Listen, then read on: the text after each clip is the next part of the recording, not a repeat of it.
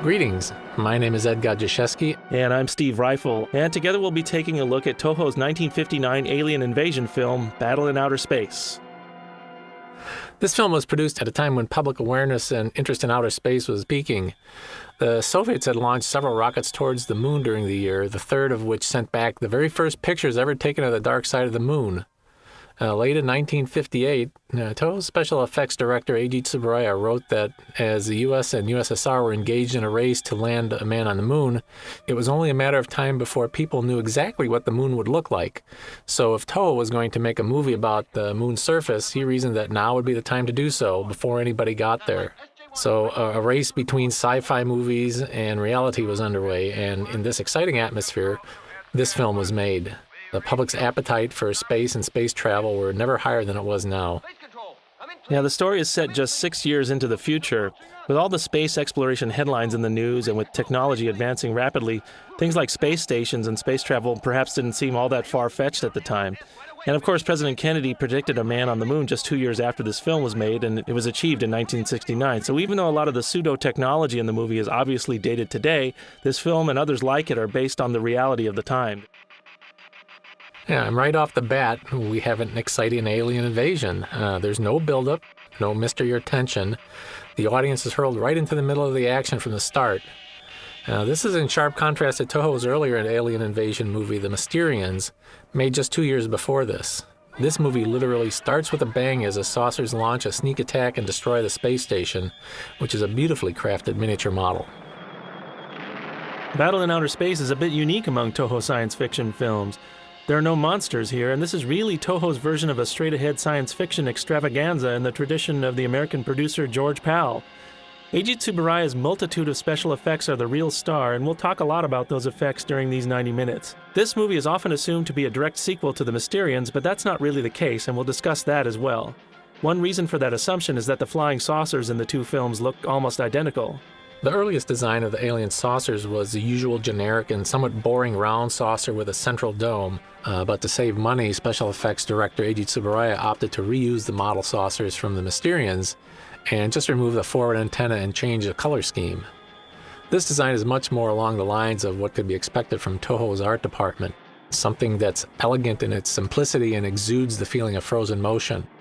Later on, we'll talk more about the flying saucer effects, but these scenes of flying saucers traveling through space are taken with the camera platform and saucers attached to an overhead rail that move them both along at the same speed past the outer space backdrop. This was the most effective way to create the illusion of speed in close-up, and since the backdrop was only so wide, the time of each cut was limited. The flashing light effects inside the saucers are a nice extra touch.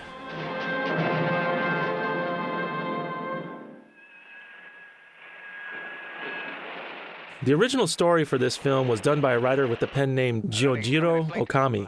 Producer Tomoyuki Tanaka liked to use him for stories that were heavy in science and technology. Okami wrote the original story for The Mysterians just a few years earlier. He was a member of the self-defense forces, serving as an aeronautical engineer and test pilot during the time that he wrote these stories. Okami admired the work of Shigeru Kayama, a popular genre novelist of his time, and author of the story for the original Godzilla, and Okami prided himself on incorporating all sorts of modern technology into his own stories. Okami called his original story for Battle in Outer Space a scientific war story. It's the classic setup with the Earth and its inferior technology overwhelmed by a highly advanced invasion force. Here the aliens reveal their ultimate weapon, the anti-gravity beam, but what it does to the old man's lantern and the railroad trestle is just a hint of what's to come. As we'll see later, this is one of the most powerful and imaginative super weapons ever dreamed up. The old man is played by Ikyo Sawamura, who is one of director Ishiro Honda's most frequently used actors for bit parts like this one. Sawamura was always very expressive and a bit hammy, which makes his roles memorable even though they're usually very brief. Producer Tanaka asked Jojiro Okami to write a story similar to The Mysterians, but instead of a strictly Earthbound scenarios, switching much of the action to outer space with Air Force-style dogfights. So Okami wrote the basic story, and screenwriter Shinichi Sekizawa embellished it later with details like the pint-sized aliens from the planet Natal. And Okami decided to use the moon as a key location because of the intense public interest in the recent pictures that the Russians had obtained from the dark side of the moon. His use of the moon hinged on the aliens having to use it as sort of a way station before attacking Earth. His thought was that it would be scientifically impossible for them to travel vast distances and go straight at their target. They would have to resupply and organize somewhere, and that's where the moon came in. Okami's stories usually did not contain any fantastic elements such as monsters or things like that. That part was always added by someone else.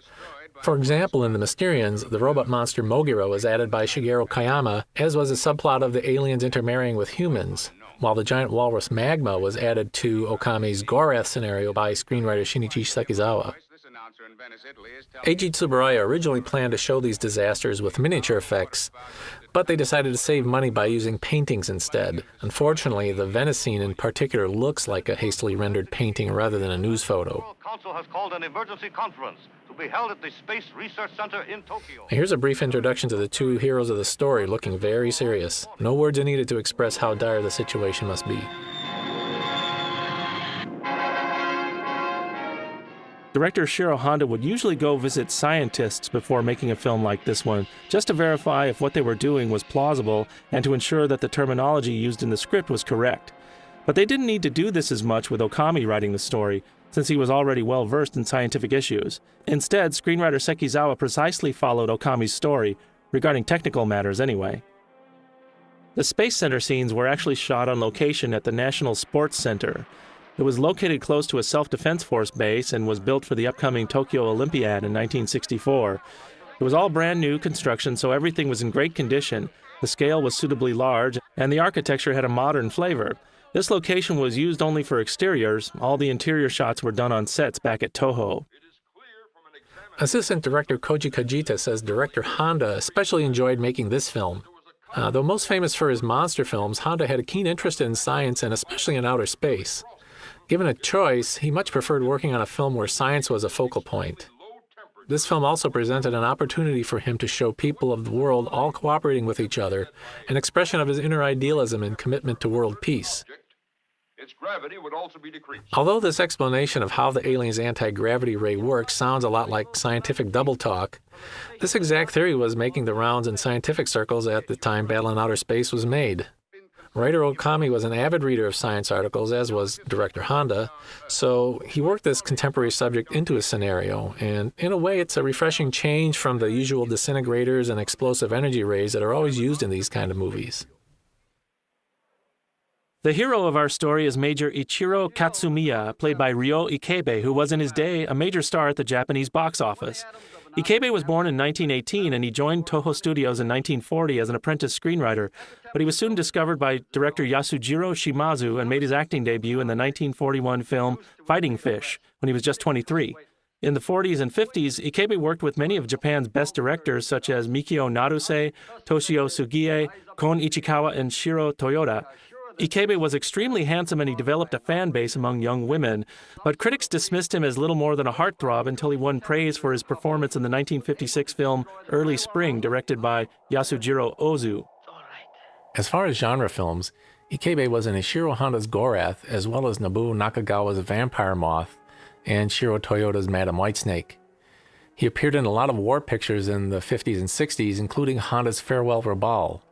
In 1977, Ikebe played one of the leads in The War in Space, a forgettable film that was effectively the last gasp for vintage Toho science fiction and fantasy cinema. In an early draft of the screenplay, the aliens themselves had infiltrated the Space Center by now, not just poor Dr. Ahmed here, who was about to get beamed up. There was originally a scene where the heroine, Etsuko, is working in her office here and she's startled by the appearance of a specter-like alien spy. And when the alien leaves the room, Etsuko's paperwork went flying all over the place. Likewise, a subsequent scene that was cut from the script showed Katsumiya spotting a mysterious figure outside of his quarters, which at first he mistakes for a small tree, and then he realizes it's actually another alien specter. While it might have been interesting to have the aliens spying on the humans, those scenes would have required a number of optical effects, so budget-wise it was cheaper to have the aliens use mind control over their human pawns to do their dirty work. The sidekick, played by Yoshio Tsuchiya, at least tries to comfort Etsuko a little, even if he doesn't believe her. It's a sharp contrast to the stoic hero, played by Ryo Ikebe, who seems either completely insensitive to Etsuko's distress or just dismissive of it. We know that these three main characters are very close. We know the hero is dead serious, his buddy is fun-loving, and his girlfriend is worried, but that's all we really know about them. Because of the way this story is structured, with all the emphasis on the special effects, the human characters are even more paper-thin than in most films of this type. Here's poor Dr. Ahmed again, back on Earth and still looking for the aspirin. If we acknowledge the fact that the Earth has entered upon the space age, we must be prepared to admit that Director Ishiro Honda believed that advances in science could unite the countries of the world around a common cause, and this international conference is a reflection of his optimistic view. It's also interesting to note the makeup of this World Council. Rather than just showing the usual major world powers like the US and Russia, Germany, France, etc., Honda also includes countries all too easily overlooked, such as India, the Philippines, and Middle Eastern countries. And they're all actively participating, and he even includes China, a bitter foe of Japan during the last World War.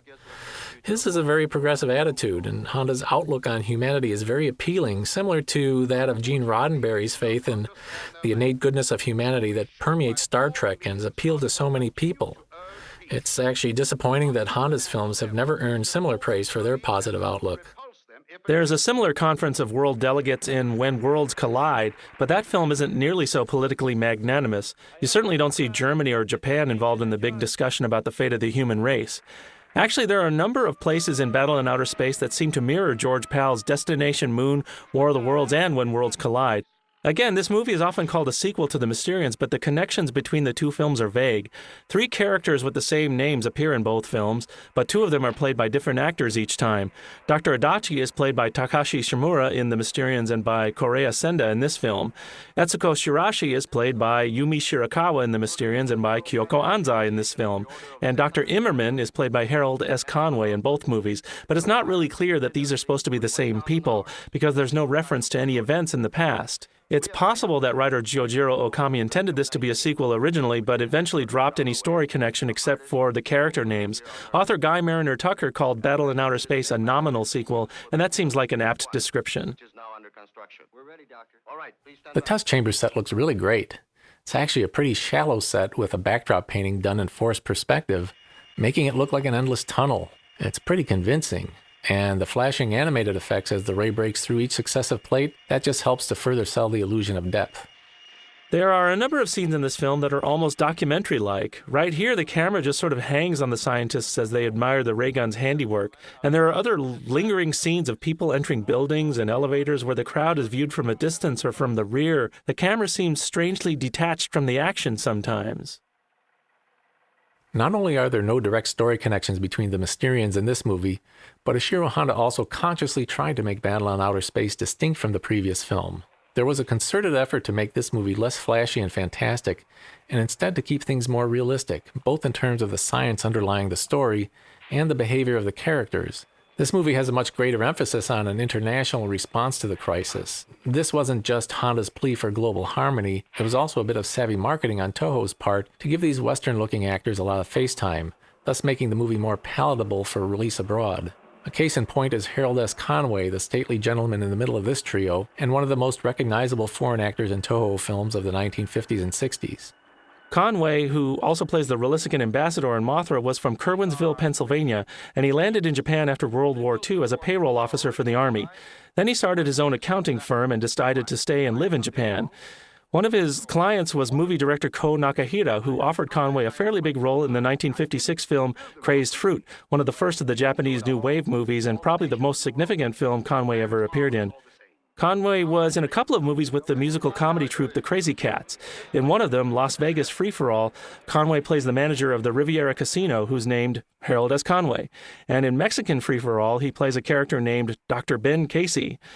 But Conway's favorite movie of all was Battle in Outer Space because his name actually appeared on the movie poster, both in Japan and the United States, along with the names of some of the other non-Japanese cast members.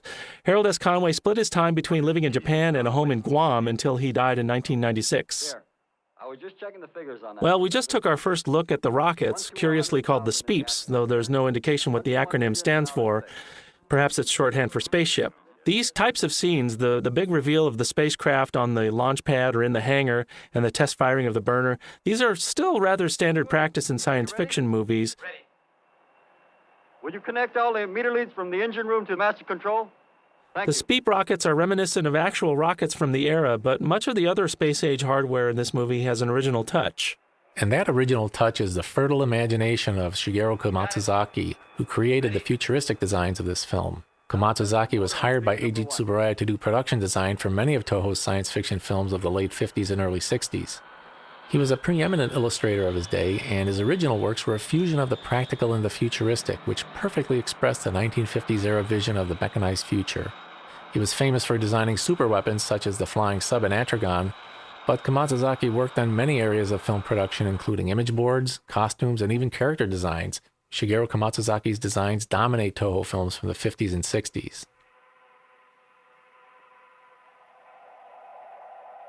Dr. Ahmed, the Iranian delegate, is the first victim of the aliens' mind control, but the aliens don't seem to have planned this infiltration very well. The only weapon they've supplied him with is a handgun. Battle in Outer Space was made at the tail end of the 1950s sci-fi boom, which included a number of great space films such as Forbidden Planet and The Day the Earth Stood Still. While this genre was on its way out in America, in places like Russia and Italy and especially Japan, science fiction films were still going strong, and special effects master Eiji Tsuburaya was just hitting his stride.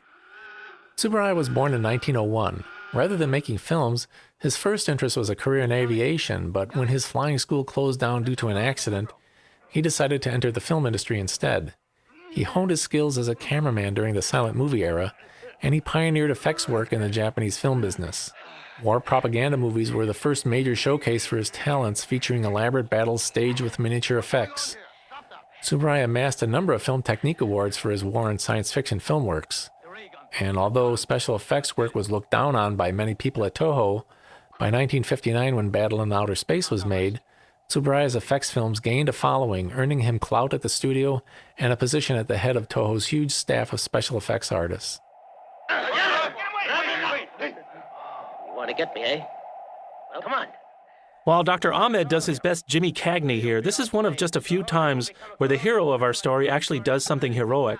Anticipating this moment long ago, Katsumiya chained a steel drum to the ceiling in the exact location where Dr. Ahmed would be holding that gun, and he rigged it to drop with the push of a button.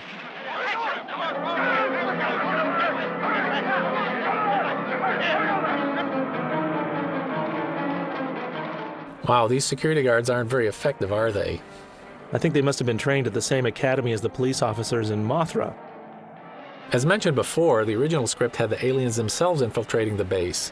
And in that scenario, when they failed to steal the heat ray cannon, the aliens fly off from the space center, eventually returning to two saucers that are hidden in the nearby mountain forest.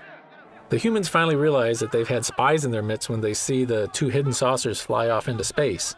These saucers are subsequently tracked back to the moon.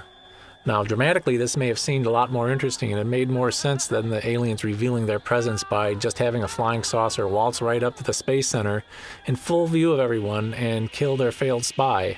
Besides, after blowing their cover, why don't they just destroy the whole base rather than kill the only guy who's actually on their side? You know, they may have saved some money by eliminating the flying aliens and the saucer escape, but cutting cost isn't always the best for the story. Look at that. Take that one. In explaining the Japanese method of special effects, Eiji Tsuburaya was famously quoted as saying, "Our technique was born from our poverty." He had to rely more on imagination and creativity than on elaborate monetary and physical resources, and as a result he created the unique brand of man-in-suit monsters and miniature cities for scenes of mass destruction. This signature technique was eventually adopted not only by all the other studios in Japan, but also by foreign productions such as that of Gorgo. The technique made an easy transition to TV, where Tsuburaya himself formed his own company, Tsuburaya Productions, which spawned countless special effects shows like Ultraman. The handcrafted tradition in special effects, which Tsuburaya created, carries on to this day in Japan. This conference scene was difficult to pull off due to the large number of actors and complicated by the fact that many of them were foreigners. As a result, director Honda and assistant director Kajita co-directed this scene. Each of them took a group of actors and worked out their positions. Few of the many foreigners could understand Japanese, and most were not trained actors, so several translators were hired. The man in the tan military uniform sitting on the right is Ed Keane, who was a talent agent who recruited foreign cast members for films like this one. Keane moved to Japan in 1955 on the GI Bill, and was teaching English in Tokyo when he was cast as a Russian soldier in the film Emperor Meiji and the Russo-Japanese War. He became a liaison not only for the Japanese studios when they needed Western actors, but also for Hollywood productions shot in Japan. Among the many films Keane worked on were The Barbarian and the Geisha with John Wayne and My Geisha with Shirley MacLaine. Ed Keane also played small parts in a lot of films, mostly gangster films, and he was the mayor of Newkirk City in Mothra. His most prominent role was in Masaki Kobayashi's anti-war epic The Human Condition with Tatsuya Nakadai in 1959. Keane was fluent in Russian, and he played Russian several times. Keane says film work for foreigners was feast or famine in those days because there were few Westerners in Japanese culture, so most films didn't need foreigners. One of the last films he worked on was Michael Anderson's Flight from Ashiya in 1964, and he says 1955 to 1965 was the best decade of his life. Are being transmitted from that area. Wow, this shot is Eiji Tsuburaya at his best. Not only is this a great miniature setup, but you have real vehicles matted into the foreground to sell the realism of the shot, and the lighting is also really dramatic. A lovely view of the moon with no hint of the trouble awaiting there. Ishiro Honda rarely included romance in his sci-fi pictures, and this Date Under the Stars is something of a rarity. Displays of affection are always at arm's length in his films. The only characters who really embrace or kiss are Americans usually. Compare that to something like Earth vs. the Flying Saucers, where Hugh Marlowe can't keep his hands off Joan Taylor. Japanese films were becoming more open and frank about love and sex at this time, but Ishiro Honda was rooted in old traditions, and there's a formality and a modesty that helped to define his directing style. Then again, Etsuko and Katsumiya really aren't romancing in this scene. She's trying to connect with him, and he's emotionally stunted. Etsuko is played by Kyoko Anzai, a familiar actress in Japanese films during the 1950s. She was born in 1934 in Osaka and made her movie debut in 1953 in a Shin-Toho film titled Semi-Virgin, and she was under contract to Shin-Toho from 1953 until 1955, when she then moved over to Toho. Anzai appeared in comedies, melodramas, thrillers, and period films during her career, usually in supporting roles. She made more than 50 movies and also appeared in TV dramas until she retired in late 1960 to become a full-time wife and mother. She was married to Tatsuya Mihashi, a big star who's probably best known in the West as Detective Phil Moskowitz in Woody Allen's What's Up, Tiger Lily. Mihashi also starred in Kurosawa's The Bad Sleep Well and High and Low, and dozens more movies through the 1990s.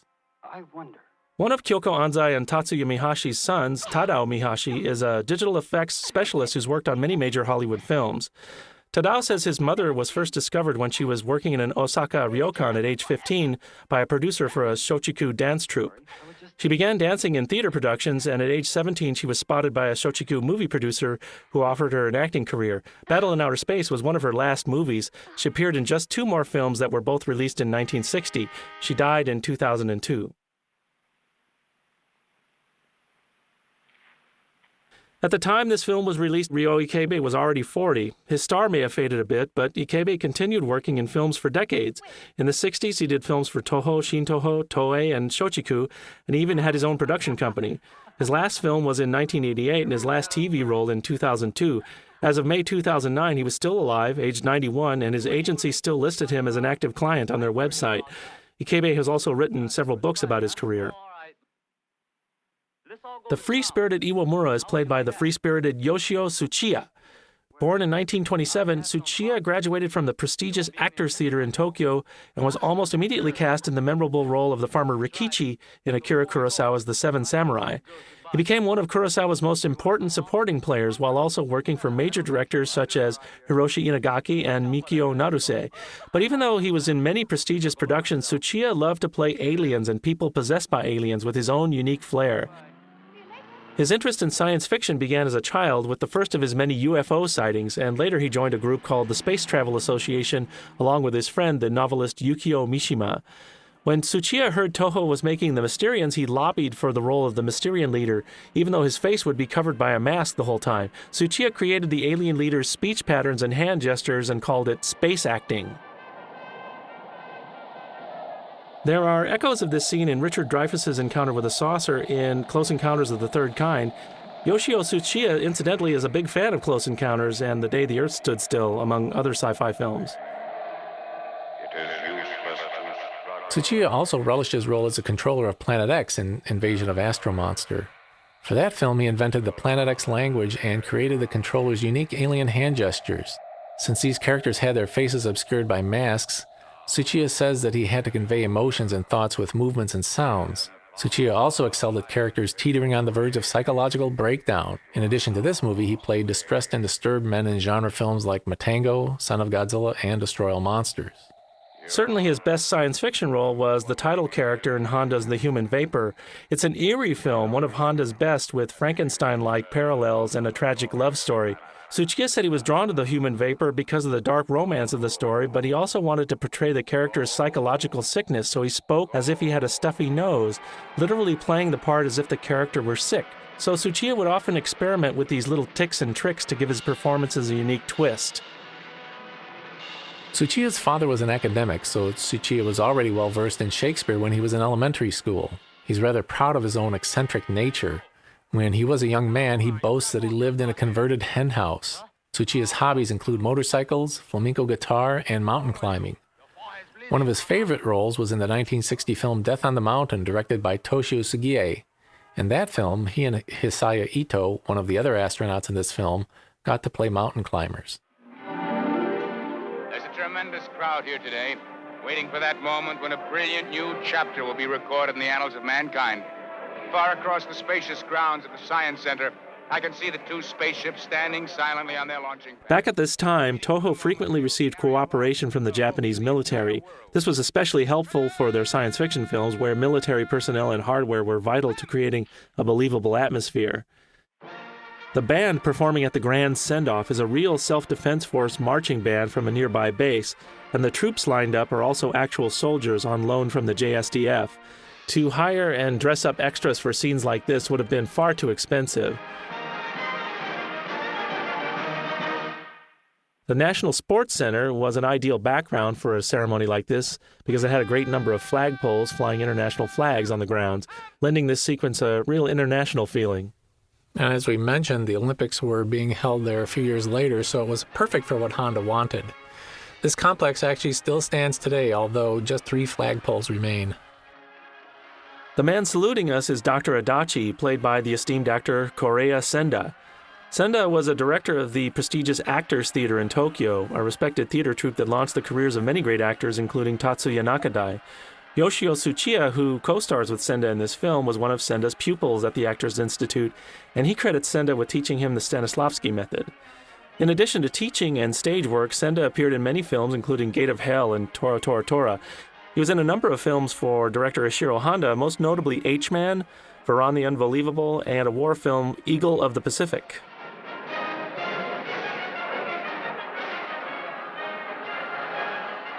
Senda, whose real name was Kunio Ito, was the uncle of Jerry Ito, the villain Clark Nelson in Mothra. Jerry Ito told us an interesting story about his uncle's stage name. According to Jerry, when Senda was a youngster, there was a lot of prejudice in Japan against Koreans. Jerry said his uncle's face was considered not so Japanese, and somebody teased him by saying, "Hey, this kid is Korean." Kunio Ito lived at that time in Sendagaya, so he created the stage name of Senda, his neighborhood, and Korea, or Korea, resulting in Koreya Senda.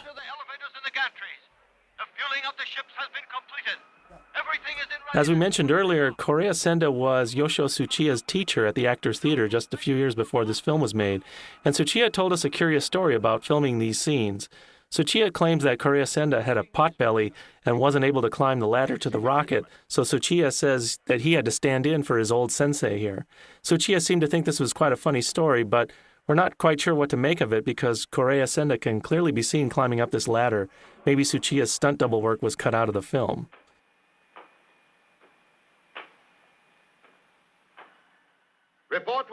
In 50 sci-fi movies, it was common for the wife or girlfriend to also be the hero's lab assistant. This film is a bit more forward-thinking, and we even have female astronauts. It's also very convenient, plot-wise, of course. This muted PDA is a nice moment, and again, Honda allows for only very modest displays of affection. The control room set is pretty impressive. It's big enough that you get a grand sense of scale, and there's a lot of flashing lights and banks of different machines that look like computers and sophisticated control apparatus. Remember now that this is 1959, and for that time, this was really high-tech looking. This intricately constructed miniature gantry is quite an impressive piece of work. It was made at a metalworks company. Eiji Tsuburaya got his money out of it, using it again in other futuristic films such as Gorath and Invasion of Astro Monster. Originally, the control room was supposed to have huge windows looking out over the launching pad, but this was replaced with a giant video screen. Rather than having everyone get up and run to the windows to see something outside, anything happening here or elsewhere could be shown on the monitor if needed. Power, mooring, safeties, released. In 1959, no country had yet launched a rocket with humans inside. It was, after all, 2 years before the Russians would achieve that. This was the infancy of the space rocket era, so it was up to the imagination of Eiji Tsuburaya and production designer Shigeru Komatsuzaki to devise everything. How the launch would look externally, as well as how the crew would behave. They stuck with the details that Okami wrote, but the visualization was all up to Tsuburaya. This particular view of the liftoff was shot on a miniature set, and when you consider that this was done by raising two huge model rockets, each around the size of a man, it's all the more impressive. Despite all the fire and smoke effects that the model emits from the engine, its ascent is smooth and steady. Yeah, but the problem in filming the takeoff is that you can't pan the camera up too high or you'll reveal the top of the set and the lights. It seems logical that a rocket like this should accelerate as it rises, but this was nearly impossible to do because the space was so limited on the special effects soundstage. Well, finally they gathered up the model ships and they took them out on location where they were suspended from piano wires off a bridge that was about 30 meters off the ground. When the engines were lit, the ships were raised up with a pulley mechanism, and that's how this lovely prolonged shot of the rockets rising into the sky was made possible. This is one of the many beautiful backdrop paintings made for this film by the Toho Special Effects Art Department, and it's a shame that it's on screen for just a few moments.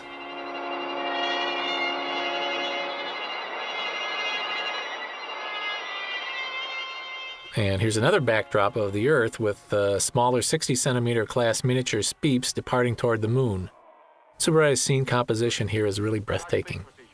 For the takeoff scene, the effects crew tried a few other tricks before finally deciding to hang the rockets off of a bridge.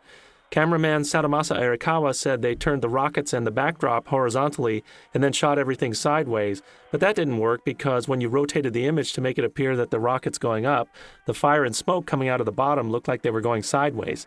And there were other tricks they considered as well. Well, gentlemen. Assistant art director Yasuyuki Inoue suggested digging a hole in the floor and also cutting a hole in the ceiling to create more room for the takeoff, but that earned him a sharp rebuke from Eiji Tsuburaya, who told him, "Don't be so destructive." But years later, when Inoue became the head of the special effects art staff, he actually did dig a hole in the floor for rocket launches, and not just once, but twice. It's kind of amusing how the issue of weightlessness is quickly dispensed with here. All you've got to do is be careful and you'll stick to the floor. Ryo Ikebe seems quite annoyed with his silly fellow crewmen for not knowing this. And of course, when you're in space, everyone is put on space procedure. Put everyone on space procedure. Space procedure, Well, everyone. doesn't this weightless feeling feel strange? So These sets for the Speep interiors are pretty elaborate, and while the rows of gauges, levers, scopes, and needle meters might seem quaint these days, if you've ever seen any of the actual spacecraft that went into space during the 1960s, that's exactly how they were built. They were a mass of metal panels, miles of wires, and lots of gauges and levers. The forward section of the bridge looks to be the same set that was used for the Alpha and Beta rockets in the Mysterians. Aside from the luxurious amount of space that the crew is enjoying here, which definitely was not the norm in actual manned space travel, this set was a lot like the real thing that was yet to be invented.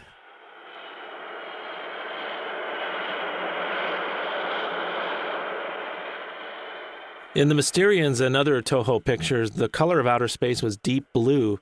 It looks good on film that way, but at the same time it isn't realistic. Outer space should be black. But in Battle in Outer Space, Honda and Tsuburaya decided to place realism before aesthetics and shoot outer space as black. It's a small detail, but it's an indication of how seriously Ishiro Honda took his guiding principle of maintaining scientific accuracy when possible. Second quadrant. Scope power on. Now Honda throws us a curve here. The ominous music makes it seem like the ships are already coming under attack, but instead we quickly see that the unidentified objects are actually debris from the space station attack. And floating with the wreckage is the body of a poor unfortunate crewman, and the music suddenly strikes a somber chord. This is a touch of Ishiro Honda at work here, something which he drew on from his personal experience during the war. This scene reminds the audience of the tragedy that is war. It's not just a grand adventure. Human lives are lost in the process, and often it's fellow comrades. Let us say a prayer for them. Honda underscores the tragedy with a moment of silence. It's an often repeated story, but Honda passed through the ruins of Hiroshima after the end of World War II, and this experience helped shape his worldview and his pacifist outlook. This is such a beautiful shot of the ships cruising through space with a sea of stars in the background. It was actually done by having a couple of small-scale speeps fly past a photograph of deep space.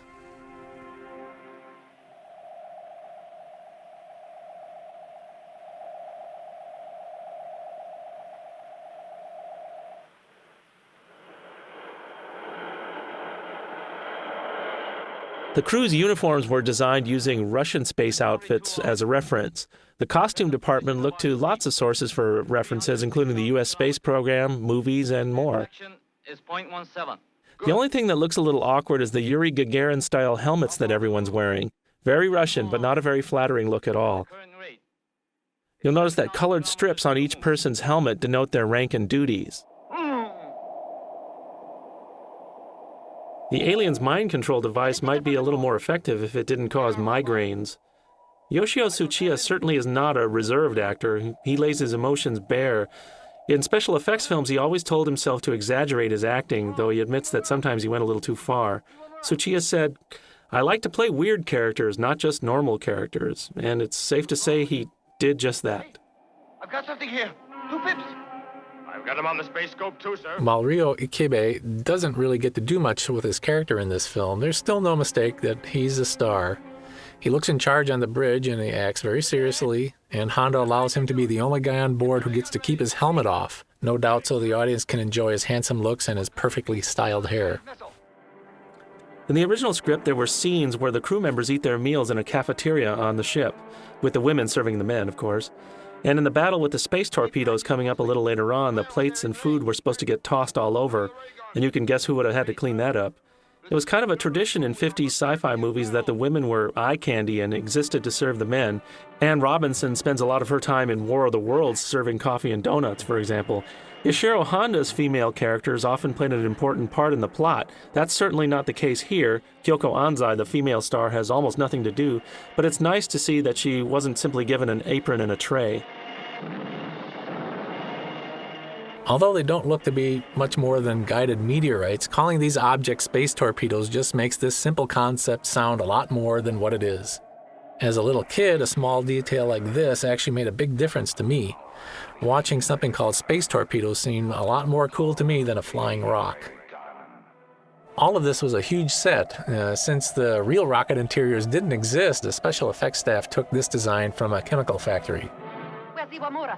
I must have some help. The tension here with the sabotaging of the rocket and the saucers closing in is ratcheted up by the music of composer Akira Ifukube, who uses dissonant piano and tense repetitive phrasing to heighten the emotion. I got him on the scope.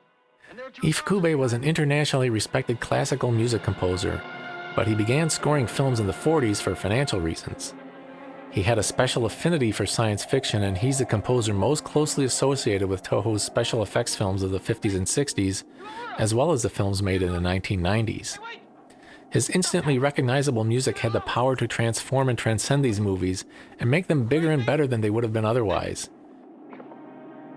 Ifukube's film scores often have a militaristic quality, and his music for this film, ranging from heroic battle marches to requiems for the dead, is more reminiscent of a war movie than one of his monster films.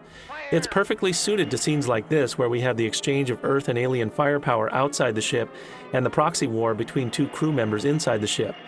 Ifukube was best known for his movie music, but his classical works were also performed by symphonies all over the world. Ifukube died in February 2006 at age 91. We'll have to switch over to the auxiliary generator. What's wrong, number 2? The hand-to-hand fighting in this film, both here and in the melee with Dr. Ahmed and the guards at the Space Center earlier, is both broadly exaggerated in terms of the punches and shoves, and it's also very gentle if you think about it. In the close-up of the fight here, the actors are only glimpsed from behind the equipment. It's clear that director Honda was always very uncomfortable with physical violence. Strap in, everybody, for lateral thrust. Right rocket ports open. Full thrust, Doctor. Creating the illusion of rockets and space torpedoes traveling through outer space at high speed was rather tricky for Eiji Tsuburaya and his crew. With a moving object on Earth, such as a train or car, the illusion of speed could be created by contrasting the object against the background scenery. But space is an endless background of darkness with specks of light far away in the distance. When the camera was focused on the rocket, the space background tended to drift out of focus and made the stars look blurry, so these rockets flying in space were filmed with the lens closed down to add sufficient depth of field so the stars could remain in focus. This in turn required intense lighting on the set. It's just another example of the ingenuity of Tsuburaya and his effects crew and their ability to overcome limitations of the available technology. Okada, what's wrong with him? I caught him working on the ray gun generator. He was shutting off the power. What? Put him here till he wakes up. Well, the aliens issue a lot of threats, but they seem a lot more like empty threats. You can't really help but wonder why the aliens give up and just give their enemy a clear path to land after the failed space torpedo attack. There has to be some kind of explanations why the aliens just let the Earth people have such freedom of movement, both in space and after they land on the moon, but since the narrative stays focused strictly on the Earth people, there really isn't any way for that to be expressed here. It's a significant difference from the Mysterians, where one of the main characters collaborates with the aliens, and thus we get to know a bit about the invaders and their plans. These are some of the most passive-aggressive space invaders ever. They destroyed the space station, and it looked like an all-out invasion was underway. Then their plans seemed to hinge on getting Dr. Ahmed to steal the ray gun. Not to give the ending away, but the aliens seem to have figured out that this one piece of Earth technology could be their Achilles heel. But that still doesn't explain why the aliens keep holding back. They've had plenty of opportunities to destroy the ray gun, the rockets, and everything and everyone else. Screenwriter Shinichi Sekizawa wrote some of Toho's best science fiction films of the 60s, but this film hardly indicates what lively scripts he would write later on. This screenplay isn't exactly watertight. Now, start your reverse.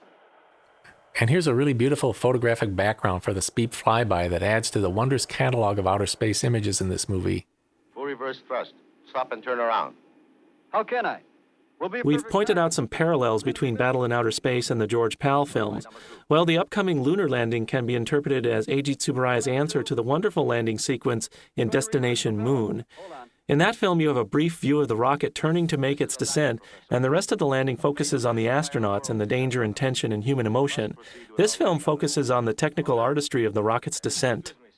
Columbia Pictures was once the home of Frank Capra and Rita Hayworth and many other Hollywood legends. But in the 1950s, like many other studios, Columbia jumped on the sci-fi bandwagon. In fact, Columbia had released Earth vs. the Flying Saucers in 1956. Columbia released Battle in Outer Space in July 1960, just 7 months after the Japanese release.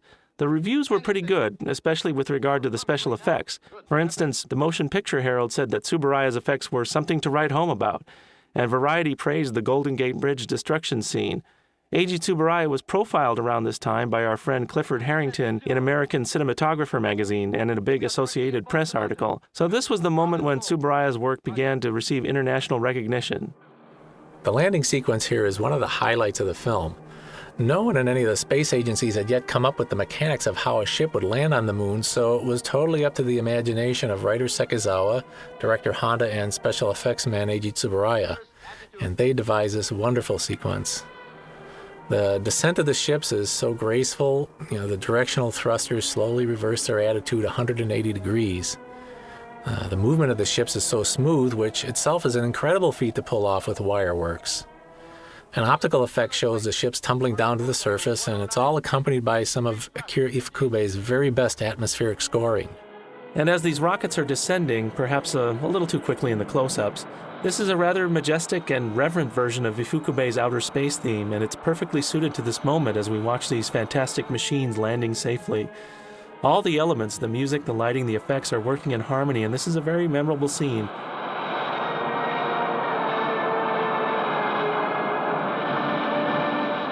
The sequence ends with the large miniatures of the rocket smoothly touching down on the moon's surface. As was the case with the takeoff scene, this is the only portion of the landing sequence that could be shot on the miniature set. The camera is limited to showing only the last moments of the landing on the surface so as not to expose the top of the set. The wires supporting these huge models are easily disguised against the blackness of space. Secure the ship and prepare to land. Cut your turbines, Okada. Okada, sir, make sure Iwamura can't do any harm. Do you want me to tie him up? All of the spacesuits used here are of completely original design, conceived by production designer Shigeru Komatsuzaki and fabricated by the art staff. There were no real-life references for Toho to work from since no one had yet flown into space, much less landed on the moon and walked around, so they had to combine scientific knowledge with imagination to create these spacesuits. The helmets were originally supposed to be a solid color that reflected each person's position, but test shots looked a bit garish, so instead they let colored stripes on each person's helmet signify their roles instead.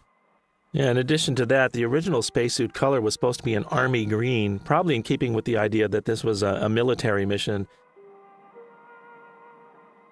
Of the two large Speep models, the one with the red trim was loaded with a lot of functional gimmicks. The landing gear could retract and extend, its hatch could open and close, there was a personnel transport that could lower the crew to the surface, and it also had a rotating storage compartment from which the moon rovers could be lowered. And as we saw previously, while in space, it could also extend the space radar antennas. That's a lot of extra functions to cram into a model. And most of these gimmicks were manually operated with the assistance of wires. Seldom were such details motorized. For one thing, there wasn't much space inside of these models. As was customary, these miniature ships were made mostly out of wood and molded FRP, which is fiberglass reinforced plastic. A full-size mock-up of the bottom portion of the Speep was built for these scenes on the moon's surface. On this particular set, the area underneath the ship was darkened to show how the ship's engine exhaust had scorched the surface during landing. Yeah, that's true, but I think they underestimated the effect that the engines would have had on the ground here. Miniature landscapes and full-size sets are constantly intercut throughout the scenes on the moon. For the live-action sets, a lot of craggy rocks were layered in front of a forced perspective backdrop painting. An actual-size backdrop was really impractical because the mountains would have had to be extremely large, so the backdrop was painted in perspective, and generally shots were framed so that the rocks would mostly obscure the backdrop. The astronauts occasionally do an exaggerated moonwalk when they're on the surface, although they're not too consistent about it. Actor Yoshio Tsuchiya says it was his idea to do the moonwalk this way. He said some of the other actors thought it was too exaggerated, but in the end, director Honda went along with it. Here's a nice combination of a matte painting showing the moon and the foreground leg of the Speep together with the miniature surface of the moon, a nearly seamless effect. If you look very closely, a minor flickering of the painted element is the only thing that really gives away the effect. Oh, help! Help! With all the talk of scientific accuracy and all the self-congratulating for getting certain things right, we should mention that this film does miss the mark a few times. Weightlessness on the moon and during flight, and the G-force during liftoff with Yoshio Tsuchiya pulling his face back with his hands. These things were handled more realistically 9 years earlier in Destination Moon, which was probably the first attempt at real scientific accuracy in a film like this. In their efforts to make things realistic, the filmmakers also had to keep in mind the way light and shadows behave in space. There's no atmosphere on the moon and in space, so anything that's illuminated by the sun shines brightly and reflects a lot of light, but the side of an object that's opposite the sun is extremely dark. To illustrate this, all of the space and moon scenes were shot in very high contrast photography. Also, since the sun is the only source of light in space, each object can only cast one shadow, so it was a really big challenge for the lighting staff. Reflecting on the way the moon was created here, special effects cameraman Sadamasa Arakawa remembered, quote, "When Apollo 11 reached the moon, the world could finally see the real thing. And long before this, we had made miniatures of the moon's surface for battle in outer space. The real moon's surface was not so far off from what we had created, and Eiji Tsuburaya was quite pleased, saying, 'We weren't wrong. It was a victory for our imagination.'" Here's the moon rover, and there's a lot of cutting back and forth between live action and the miniature set outside, all to sell the reality that people were actually inside the vehicle. The moon rovers were also Shigeru Komatsuzaki's design. Only one full-size version was made in addition to 2 miniatures. In keeping with the international theme, there's one Japanese crew and one international crew, although the irony is that we hardly spend any time with the international astronauts from this point forward. Not to criticize George Pal's worldview, but this film is far more globally aware than a film like When Worlds Collide, where the people chosen to travel into outer space and avoid doomsday are all white Americans, most of whom are middle-aged. Listen well. Your mission is to blow up these spaceships.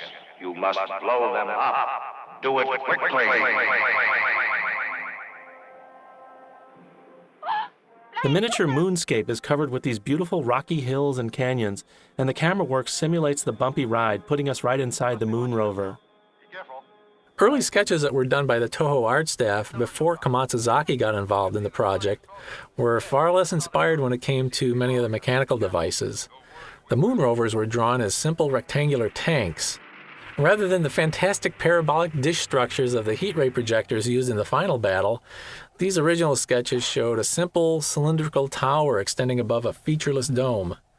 By comparison, Komatsuzaki designed functional yet highly imaginative mechanical designs that were seldom matched in science fiction films of that time. Look at the atmospheric pressure here. Check the air cushion system. Well, it's a good thing they had these air cushions, especially since the terrain in this part of the moon doesn't look like a land-bound vehicle could really navigate it.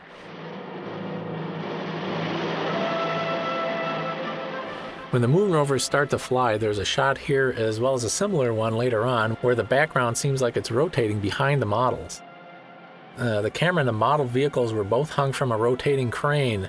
The models were located at the center of the crane's circular pattern with the camera set up on the outside of the circle, pointing towards the models in the center.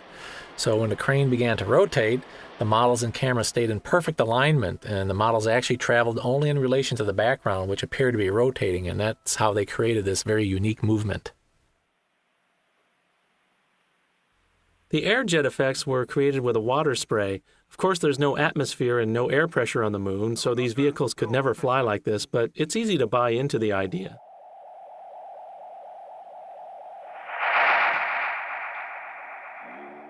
The way everything's edited here, the tensions start to rise. It looks like the saucers are secretly gathering for an attack, and things look to be getting exciting, but for some reason, nothing else happens. The saucers hold back and don't do anything, and it's kind of disappointing. There are a lot of dialogue gems in this movie.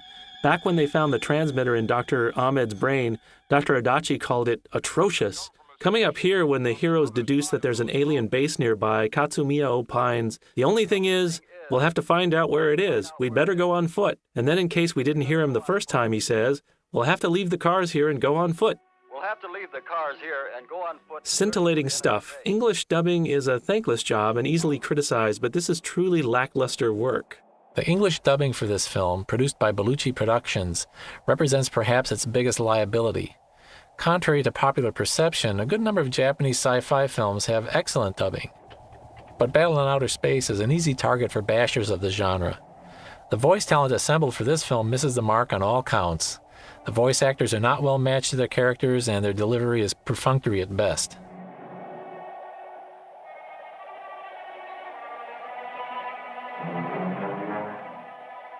First it was a gun, now it's a wrench. The aliens have technology that's light years ahead of Earth's, and yet they seem to prefer low-tech weapons in hand-to-hand combat.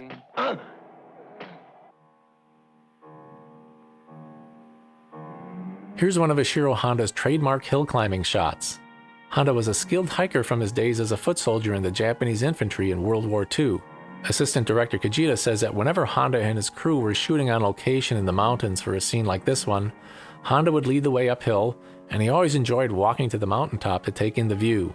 Kajita said, quote, "Even if we were lost deep in the forest, if we followed Mr. Honda, we'd always reach our destination. He had a deep sense of direction, which he learned during the war in China." In the 1930s and 40s, Honda spent a combined total of 8 years as a soldier in Japanese-occupied China, and it was precious time lost in terms of his career. When Honda returned from the war, Toho offered him a desk job, but he refused because all he wanted to do was make movies. He didn't become a director until he was already nearing 40, which was a bit later than some of his contemporaries. During the planning stages for this film, there was a lot of debate about what locations would be suitable for shooting these scenes on the dark side of the moon. Someone suggested the rocky areas around the volcano at Mount Mihara, and after location scouts went there, this location was chosen. Of course, at that time, the only pictures of the moon were taken by satellite. There were no close-ups of the moon's surface, so the details weren't known. Nobody was really sure what the moon's surface looked like. It was all speculation. Filming in the late summer's oppressive heat and humidity, it was hell for the actors to shoot these scenes, climbing up and down while sealed up inside full bodysuits and with helmets over their heads. Battle in Outer Space presents a story that's rather simplistic. The basic premise is war, and that's about it. Everything else is a reaction to the invasion. Even basic questions like, why are the Natal attacking? Why pick Earth? That's never addressed. Aside from Iwamura, almost every character is almost a kind of cipher. They aren't developed much in any way. It's another sharp contrast to the Mysterians, where the aliens have good motivation for their invasion. Their home has been destroyed, and they're desperate to find a way for the race to survive, hence they kidnap Earth's females.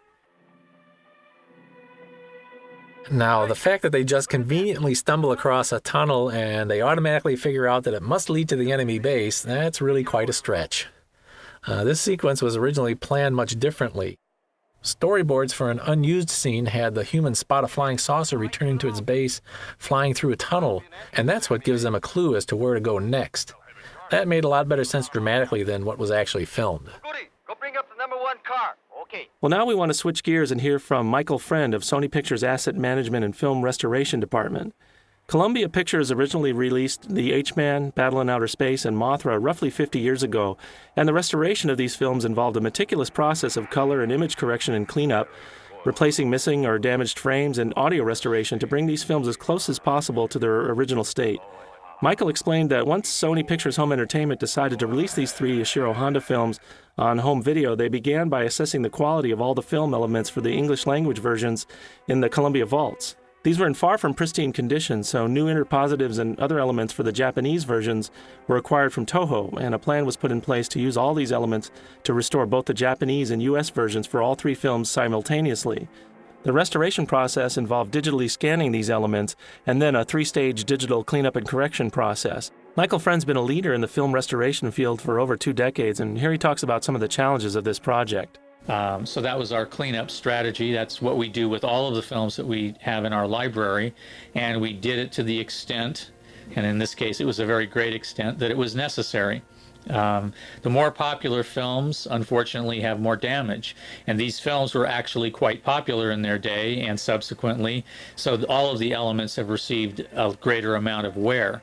If no one had ever watched or printed these films, they would probably be pristine, and it would be much cheaper for us to clean them up. But unfortunately, or otherwise, they were very popular, and so they've been printed many, many times, and they've thus received more wear and require more work. But we gave them the same kind of treatment that we give virtually every other film. There must be some way to destroy it if we could only find out how. Now, here the alien base is finally revealed, and it just doesn't live up to expectations. The main part of the Natal base is the same miniature that we'll see later as the Natal mothership, and that part looks pretty good. But the other details in the side structures, they're just too small and lacking in detail to create much of an impression. He's right, and I want to go with him. The longer we wait here, the less chance we have of succeeding. Let me go with them. Let me try to sneak in. No, that would be far too dramatically exciting. Let's stay here and wait for your girlfriend to go get the ray gun. Typical, they send the woman to run the errands. And because she's so helpless, she's an easy target for the spacemen, and that gives the hero a chance to come and save her. As originally designed by Shigeru Matsuzaki, the Natal were tall, spindly insectoids with multiple appendages, and they could stand erect like a human. A second version took the design closer to the film version, but its body was much taller, and it had a helmet with eyes and antennas. But when it came time to film, the aliens were shrunk down to about 4 feet tall. And it's interesting that the Natal were intentionally made to look weak. The thought was that since their technology was so advanced, the aliens had started to deteriorate physically. Their faces are never shown in order to make them seem more mysterious. But despite the way they look, those aren't kids and midgets in the costumes, as some people might have assumed. They're just shorter adults. The alien sounds were added to make the Natal seem more comic and imaginative, to make things a little more fun. It was a rather unique project to restore both the US and Japanese versions of these films at the same time, and to use elements from one version to replace missing material in the other version. Because Japanese science fiction films were so often re-edited when they were released in the US, we asked Michael Friend if there was any confusion about the variations between the American and Japanese versions, and how he and his team made sure they were reconstructing the complete and correct version of each film. We had some issues originally with Mothra because we were not aware of all of the changes between the Japanese and American versions. We hadn't tracked those carefully because we didn't have all of the Japanese elements, because we did not distribute those elements in America, so we had not ordered them previously. So we had to go back and of course we learned with Mothra, so that with the next two films we actually ordered all of the Japanese elements that we needed so we could construct both versions.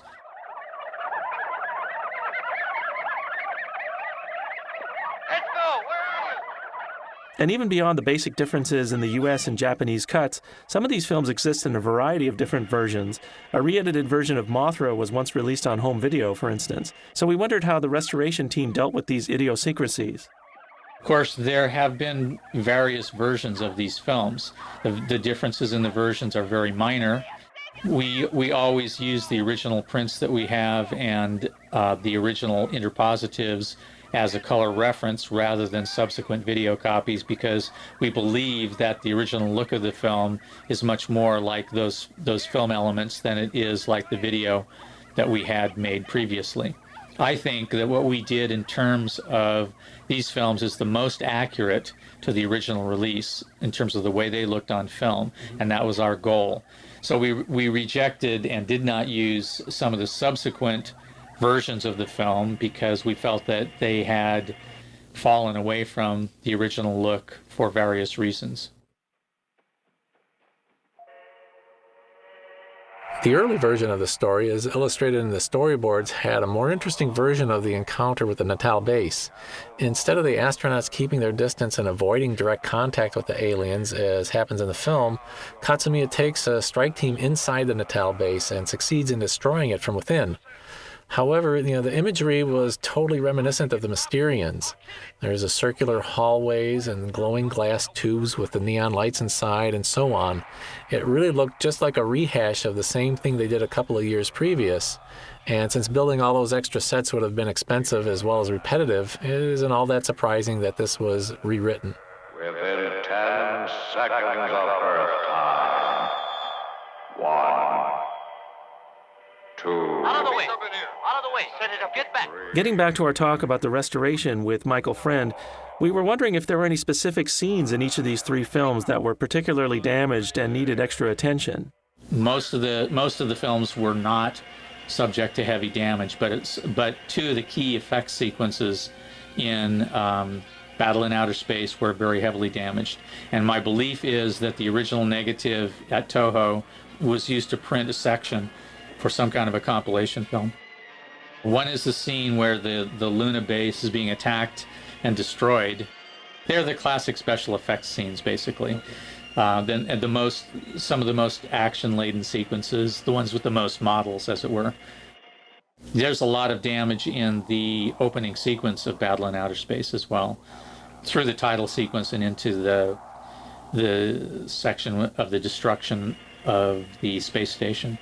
And I really think that somebody must have used that for special section printing.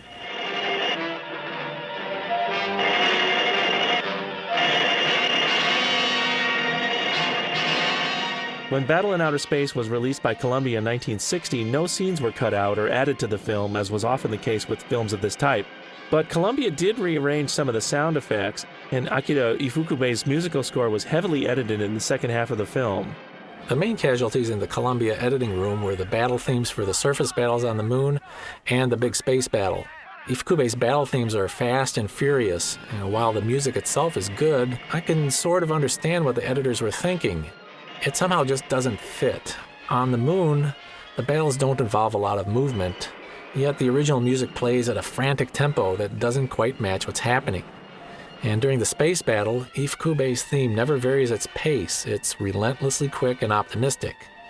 It's sometimes at odds with what's on the screen. The aliens are holding the upper hand for a good part of the battle. And while the rather generic-sounding music, which Columbia did use, is nothing special, at least I can understand why someone thought about doing it. It's a bit ironic talking about replacement music that Ifukube's score for this film and some of his other works were repurposed for the soundtrack of Godzilla vs. Gigan in 1972. By that time, the Japanese movie industry was in dire straits, and rather than hire Ifukube to write a new score, Toho simply recycled some of his previous work.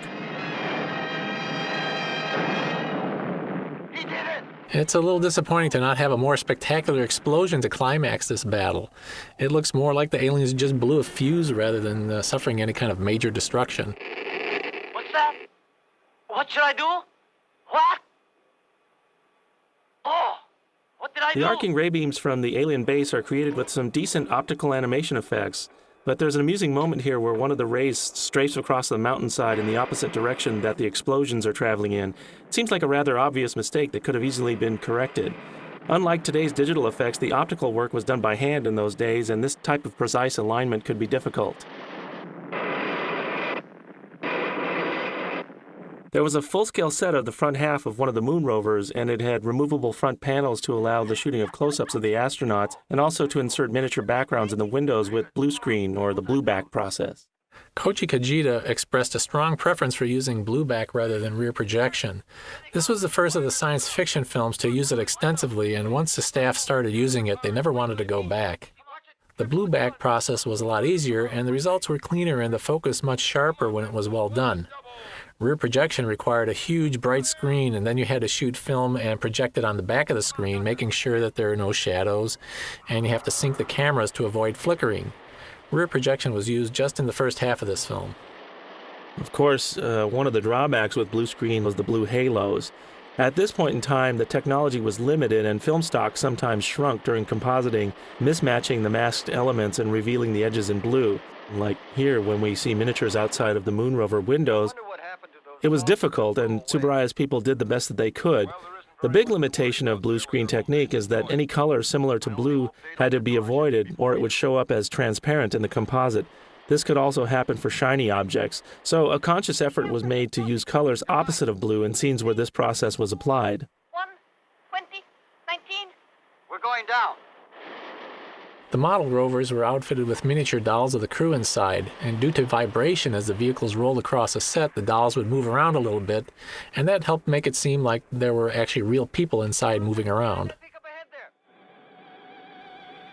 This battle between the saucers and the moon rovers is arguably just as visually exciting as Ray Harryhausen's work in Earth vs. the Flying Saucers. If you set aside the eternal debate about the superiority of stop motion, you can really enjoy Tsuburaya's artistry in these scenes with all the different elements of his effects working together. It's a bit amusing, though, how both sides have such terrible aim. When this battle on the surface was shot, the storyboards had to be followed precisely so that Honda's live-action footage would be able to match up with Tsuburaya's effects footage. This was vital since much of the live-action would have to be later combined optically with the effects footage. This necessitated a lot of meetings between the two crews. But this wasn't limited just to pre-production. Meetings were often held during the middle of filming as well. Assistant Director Kajita recalled that sometimes when Mr. Honda wanted to talk to Eiji Tsuburaya, it was in the middle of shooting, so everything would have to stop and the crews would wait for the two directors to finish their discussions.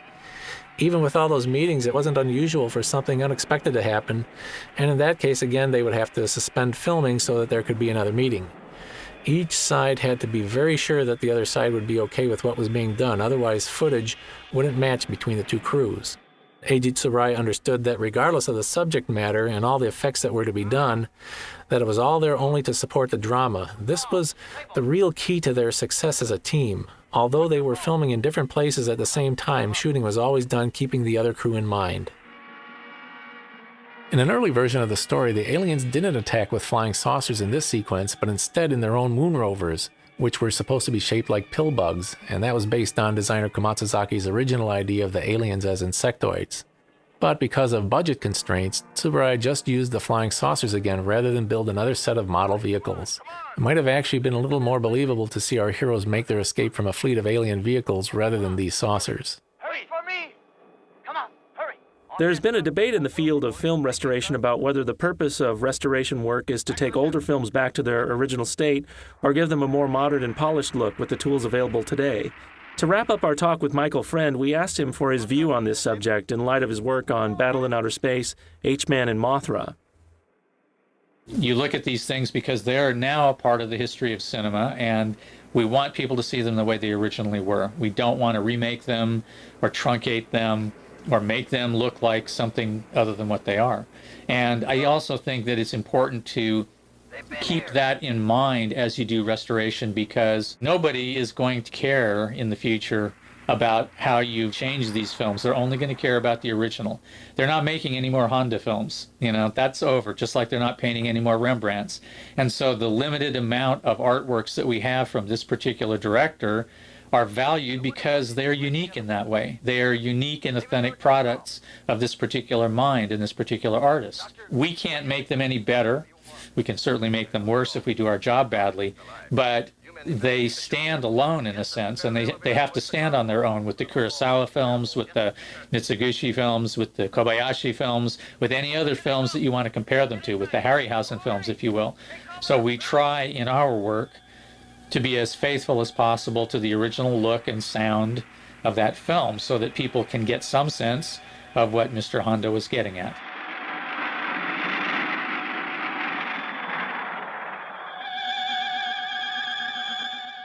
Now that he's broken free of the alien's mind control, Iwamura confesses to his crimes, although none of it's really his fault, and he atones by single-handedly fending off the hapless flying saucers with his ray gun and giving his friends an opening to escape.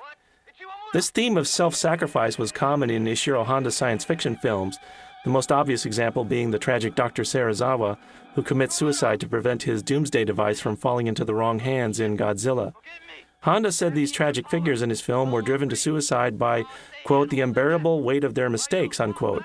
He likened them not to the samurai warriors who practiced seppuku to avoid being captured by enemies or atone for a shameful act, but to the kamikaze fighters in World War II. Honda said these characters had a fearless spirit that's in the Japanese blood. Iwamura's death doesn't resonate very deeply because we hardly know anything about the one-dimensional characters in this film, and the English dubbing where he calls out, "Goodbye, Doctor, and all my friends," makes the moment more laughable than sad. But in many of Honda's works, there are truly poignant scenes where one or more characters sacrifice their lives to make amends or save other people. Not only Dr. Serizawa, but there are similar scenes in Gorath, Atragon, Invasion of Astro Monster, and Terror of Mechagodzilla.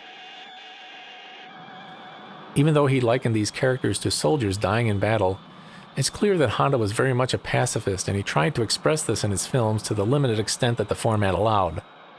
Honda was a reluctant soldier in World War II. He could never accept the thought of killing, so he would lift his gun high up over his head and shoot up into the air if he had to fire at all. Japan always fights back whenever it's attacked by monsters or aliens in these films, but fighting's always the last resort. The military takes a defensive posture. Think of the electrical towers around Tokyo to repel Godzilla, or the gas bombs at sea to keep Mothra away from Japan, and even this trip to the moon is an effort to keep the aliens away from Earth. Some critics read this as a sign of frustration that Japan's military was handcuffed and forced into a defensive alignment by the post-war constitution, but it's definitely also a reflection of Honda's plea for peace in the Cold War.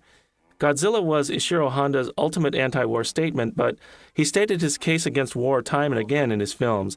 And this scene ends with a crewman saying, "Now we can fight," but it's with reluctance.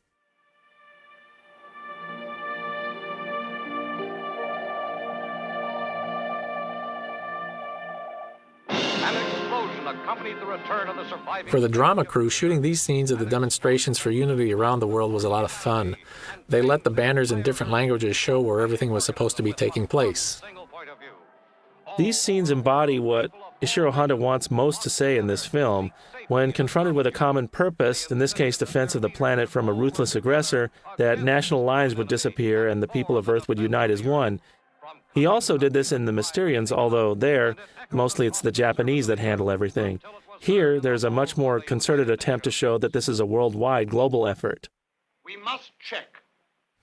Honda would revisit this theme in Gorath a few years later. In that film, the people of the world unite not in the face of war, but as a part of a scientific mission for world survival, another thing that Honda was committed to. Doctor, can you This conference room set was built in Studio Number 8, one of the biggest at Toho. Back in 1959, it wasn't like today where there are a lot of real locations where something like this could have been filmed. It may have been a little bit more authentic if this were filmed on a location, but the crew actually preferred doing this kind of thing on the set. Since sets can be custom made and are usually modular, there's a lot more freedom to move the camera around. And sets can be taken apart and things changed to suit the camera crew, so creatively you can get a lot more accomplished. Gentlemen, we are at war with the planet Natal. I'm sure each and every one of us agrees. Well, it wouldn't be a 1950s science fiction film without at least a little bit of stock footage. This montage of generic industrial activity is rather innocuous, though, compared to the heaping portions of stock film in American sci-fi films, especially the cheapies produced by the likes of Bird Eye Gordon. struggled to complete production schedules in time. The fate of the world hung in the balance. Oddly enough, when the rockets are shown here under construction, they show a speep rather than the small fighters that dominate the last part of the film. It's just a minor continuity error. To be followed quickly by similar launching sites on the plains of Texas and at the Science Center base in Japan. Well, of course, one of the bases is located in Japan, this being a Japanese movie. But what's interesting is that Honda shows mortal enemies America and the Soviet Union cooperating together to build bases, even at the height of the Cold War. From the perspective of viewers back at the time this film was made, this is quite a startling image and something that people probably had a hard time accepting. I mean, myself, as a kid, I silently thought, wow, the Russians are going to help us? The mindset of the American public at the height of the Cold War was that the Russians were evil and to be feared, and you couldn't just imagine them as an ally. Ready in Tokyo? These shots of Tokyo are actually a mixture of miniatures and live action, and this intermingling of shots is done to create the illusion that the miniatures are the real thing, which is really important since these are the very miniatures that are going to be destroyed very soon.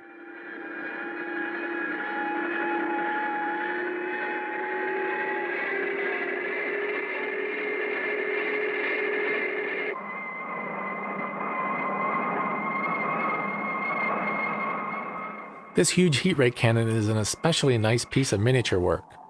This is designer Kamatsuzaki at his best. A couple small human figures are added to the control platforms for extra realism. The composition of these establishing miniature scenes are really nice, with foreground details framing the shots, and extras are matted into the foreground just to further make the miniatures seem like they exist in the real world. The actress playing Sylvia, a radio officer and one of the astronauts, is Elise Richter. Elise was from Chicago, and she moved to Tokyo with her family in the 1950s when her father took a job there with the Stars and Stripes military newspaper. And Elise got involved in a theater troupe for foreign actors and eventually got discovered by an agent. We asked Elise what she remembers most about working in Battle in Outer Space. Well, the first thing that comes to mind that I had to have padded hips because they thought that I wasn't curvy enough for a foreigner, and I certainly was not thin. But they padded my hips. There's a scene in The Office, I think. They padded my skirt a little bit. Elise is referring there to a scene near the beginning of the movie where the camera follows her while she's walking through the Space Center offices. We asked Elise how she mastered the Japanese dialogue. Well, we were given our scripts in Romanji, and then we had to memorize them, and then we were helped with the accents and everything like that. And most of us knew a smattering of Japanese, and we didn't have huge parts. We had very small parts. That in Outer Space, I had a very small part in that. We practiced it. My agent practiced with me. He was fluent in Japanese, and we got it to the point where people could understand me. Then again, I knew a little bit. And what did her friends back home in America think about Battle in Outer Space when it hit the theaters here? So I did get a call from a guy that I went to university, and he said, friends and I went to see your movie, and he said, God, you really look fat in the film. And I said, well, my hips were padded. Anyway, that was the first time I knew it was released here. I had no idea, nor would I have mentioned that to anybody. Elise Richter spent about 8 years in Japan before moving back to the States. In all, she appeared in about 10 Japanese films and many television shows, and also did some English dubbing for Japanese films. We're now entering the final showdown between Earth and the planet Natal, and Eiji Tsuburaya and the special effects crew pull out all the stops with a vast array of intricate miniature work, aerial battles, dueling death rays, and catastrophic destruction. Regardless of what's gone on so far, the audience will more than get their money's worth here. Altitude 4,000 kilometers. We'll rendezvous in The dogfights in outer space are really impressive and ambitious for a 1950s science fiction film, and it's not a stretch to imagine that this must have had a great influence on Star Wars and George Lucas. altitude 5,000 kilometers. Fumio Nakadai was the man in charge of wireworks for Battle in Outer Space, and he really earns his paycheck here. All of the flying vehicles were manipulated using the time-honored technique of suspending and controlling the models by piano wires. Not the simple task that one might think. There was a lot of know-how involved in using this technique.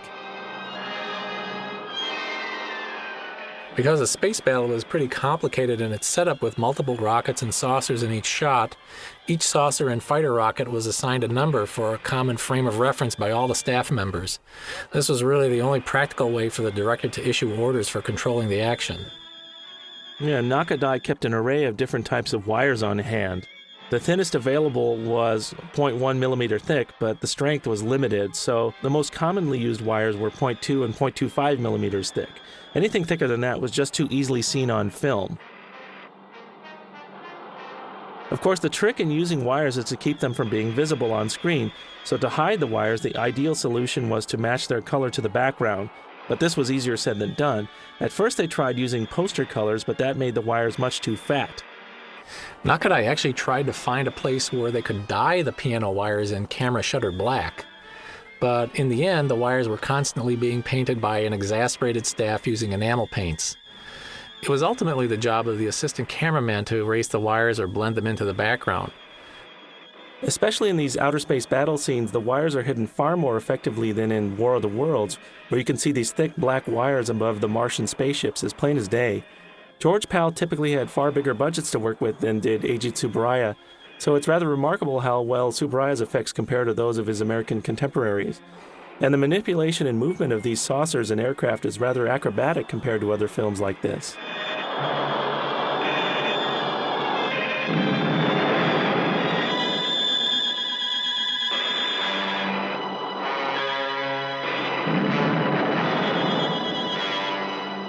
Probably the most difficult scene to pull off during the battle was that of the mothership flying together with her saucer escort. Each ship had to stay at the same speed and keep a perfect formation. There were an awful lot of wires involved.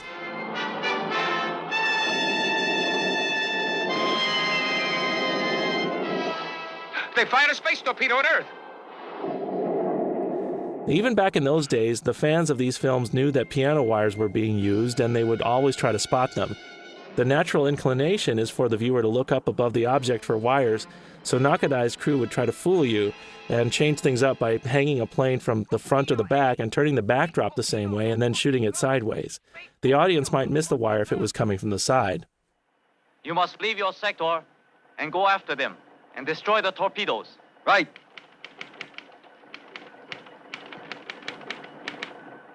The mothership has gotten through, escorted by 6 saucers. Most of the flying saucer models were rather heavy, so for supporting them, a thick looped cable was strung across the top of the set on a pulley, and the saucers were suspended from that cable. 1 or 2 of these cables were used at a time, but of course other flying objects like the fighter rockets would not be able to cross the path of the saucers, so everything else had to be hung around or between these cables. Fumio Nakadai tells an interesting anecdote about filming flying miniatures. Though models were usually hung by wires, sometimes a model would be thrown across a set or launched across one of the sets using a rubber band. According to Nakadai, quote, "Whenever we would do that, we could never film more than one model at a time in the same frame because their speeds could never match up. Such movement is totally unpredictable, so we would never know what we'd get, and sometimes, usually by dumb luck, we would capture something interesting in the movement." Now, after the excitement of the space battle, a couple of space torpedoes still make it through and head towards Earth. This isn't so good for Earth, but for the audience, it's something we've been hoping for. We're about to see a couple of spectacular destruction sequences, and these are real money shots that don't disappoint.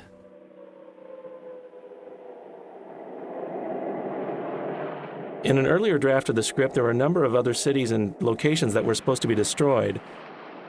In that version of the story, the anti-gravity beam was used a lot more liberally to destroy the Eiffel Tower in Paris, the Kremlin in Moscow, as well as the Golden Gate Bridge, which we see here getting smashed by the space torpedo. But in the end, the anti-gravity beam and its awesome super suction is reserved for the big coup de grace in Tokyo. They saved the best for last. Mothership is approaching Tokyo with escort. Mothership is approaching Tokyo with escort. This scene of the mothership and its escort arriving on Earth is really dramatic. It's far more menacing than the flying saucers alone, and Ifukube's ominous music sets the stage for the coming catastrophe. In the original scenario, a single flying saucer destroyed Tokyo with the anti-gravity ray instead of the mothership. The original plan was that the mothership would never approach the Earth, but Eiji Tsuburaya changed this during the shooting, and it seems like it was the wise choice. The destruction of Tokyo by the mothership's anti-gravity ray posed some interesting problems to the effects staff.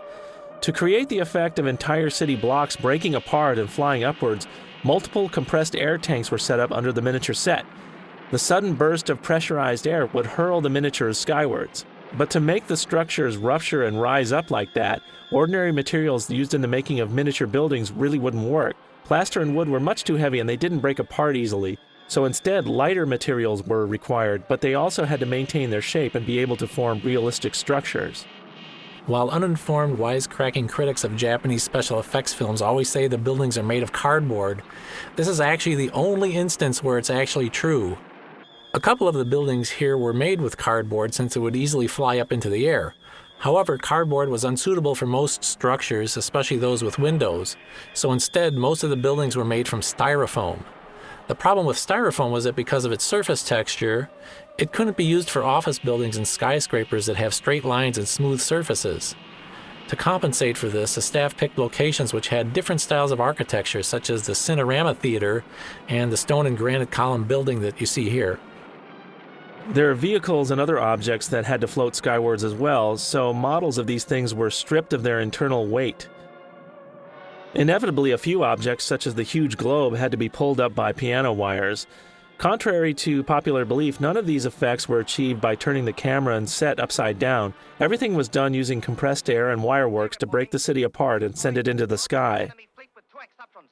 Well, the Earth manages to win the technological war at last in this scene, which is reminiscent of the final battle in the Mysterians. The aliens don't catch the flu or succumb to some other deus ex machina plot contrivance. Screenwriter Shinichi Sekizawa sticks to his guns, so to speak, and in case we forgot who the protagonist is, we'll see Katsumiya push the button and heroically fire the big heat ray cannon. Stand by! Fire! Fire! So, Ed, I don't want to reveal your age bracket, but did you have a chance to see this film in a theater when you were a kid? Unfortunately, this film came out just a year before my first theater experience, but I did get to see it play on TV several times in the 60s when I was a kid. And even in glorious black and white on a huge 17-inch screen that we had at home, I can still vividly recall how this film totally blew me and my friends away at the time. This was the first space invasion movie I ever saw, and as far as I was concerned, it just didn't get any better than this. It totally captured my imagination, and I really never had any talent for drawing as a kid, so I seldom did any drawing, but the one exception which I did draw incessantly over and over and over again, all through my years in grade school, was the space battle between the X-15 style rockets and the flying saucers. Those images were so completely burned into my mind, they were so exciting. And while this film disappeared from TV and I didn't see it again for nearly 15 years, that space battle remained fresh in my mind, just like I'd seen it yesterday.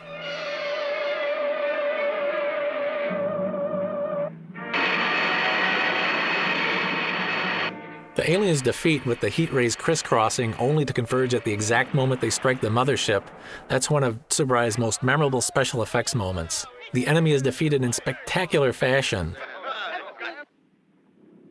In vintage science fiction movies, once the enemy is defeated, everything comes to a screeching halt.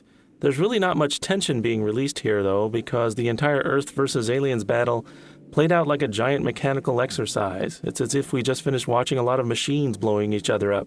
And here's why. The two heroes of the story spent the entire third act in the safety of the control center, far away from the action. The movie doesn't try too hard to get the audience involved on an emotional level, so it's a good thing that the special effects are so much fun to watch. The production schedule for Battle in Outer Space was only 40 days in total for shooting the live action. Considering how big of a film this was, that was an incredibly short schedule, even for that time. Adding in special effects and post-production, the total time from start to finish was an amazing 3 months.